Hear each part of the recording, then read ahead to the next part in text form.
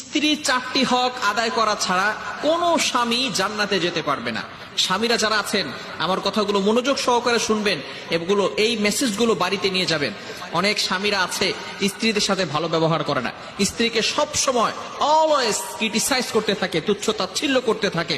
তারা যে একটা মানুষ, তারাও যে বাসায় কষ্ট করে, এটা অনেক স্বামীরা তাদের মাথায় আনতেই চায় না। খুবই গুরুত্বপূর্ণ বিষয়, স্বামীরা ভালো করে মনে রাখবেন। স্বামীরা 4টি কাজ ছাড়া, স্ত্রীর 4টি হক যদি তারা আদায় না করে, তাহলে তারা জান্নাতে যেতে পারবে না। Will not go to paradise, তারা জান্নাতে যেতে পারবে না যদি 4টি কাজ না করে। 1 নাম্বার কাজ হচ্ছে স্ত্রীকে মহরানা পরিপূর্ণভাবে আদায় করতে হবে। স্ত্রীকে মহরানা যদি কোনো স্বামী না দেয়, তাহলে কিন্তু তাকে জাহান্নামে যেতে হবে, সে জান্নাতে যেতে পারবে না। অনেক স্বামী আছে হিউজ পরিমাণ মহরণা ধরে, 1 লক্ষ, 2 লক্ষ, 10 লক্ষ, 20 লক্ষ টাকা মহরণা নির্ধারণ করে, কিন্তু শেষ পর্যন্ত সেটা সে দিতে পারে না। এই ব্যাপারে, মহরণার ব্যাপারে আল্লাহ পাক রব্বুল আলামিন পবিত্র কুরআনুল কারীমের ভিতরে নিজেই বলে দিয়েছেন। 4 নম্বর পারা 16 নম্বর পৃষ্ঠার 12 নম্বর লাইন, সূরাতুন নিসায়ের 4 নম্বর আয়াতে প্রথম অংশে আল্লাহ পাক রব্বুল আলামিন বলেন, ওয়া আতুন নিসা সাদুকাতিহিন্না নিহলা। আল্লাহ পাক রব্বুল আলামিন বলছেন যে তোমরা সুন্দরভাবে তোমাদের স্ত্রীদের মহরণা আদায় করো, সন্তুষ্টভাবে তাদের মহরণা আদায় করে দাও। কিন্তু দুঃখের বিষয়, অনেক স্বামী আছে কিছু টাকা দিয়ে তারপরে আর টাকা দিতে যায় না, মনে করে আমরা কেন স্ত্রীর পুরোটা মহরণা দান করব। সুতরাং সব সময় খেয়াল রাখতে হবে, স্বামী অবশ্যই অবশ্যই স্ত্রীর এই হক আদায় করতে হবে। 1 নাম্বার হচ্ছে মহরণা পরিপূর্ণভাবে দিতে হবে।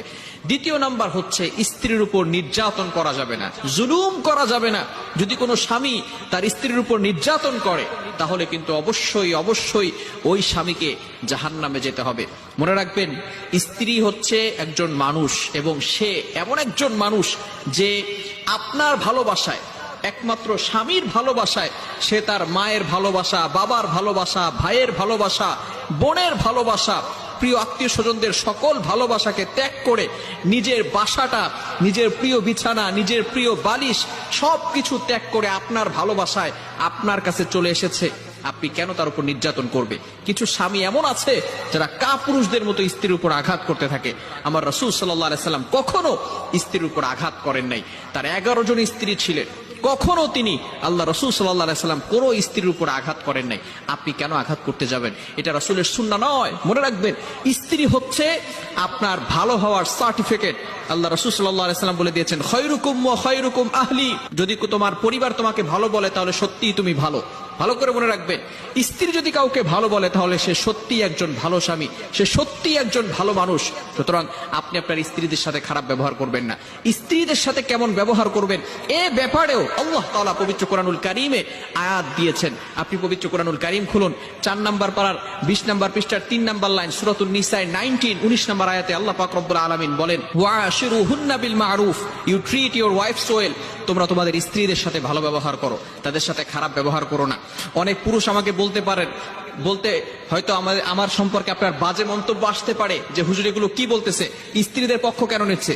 স্ত্রীদের পক্ষ নিচ্ছে না, এটা আল্লাহ তাআলার কোরআনের কথা আপনাদের কাছে আমি টেলিকাস্ট করছি। আপনারা ভালো করে মনে রাখবেন, আল্লাহ পাক রব্বুল আলামিন এটা বলে দিয়েছেন, স্ত্রীদের সাথে ভালো ব্যবহার করবেন। সুতরাং যে সমস্ত স্বামীরা স্ত্রীদের উপর নির্যাতন করবে, আল্লাহ রাসূল সাল্লাল্লাহু আলাইহি ওয়াসাল্লাম ঘোষণা দিয়েছেন, তারা কিন্তু জান্নাতে যেতে পারবে না। নাম্বার 3,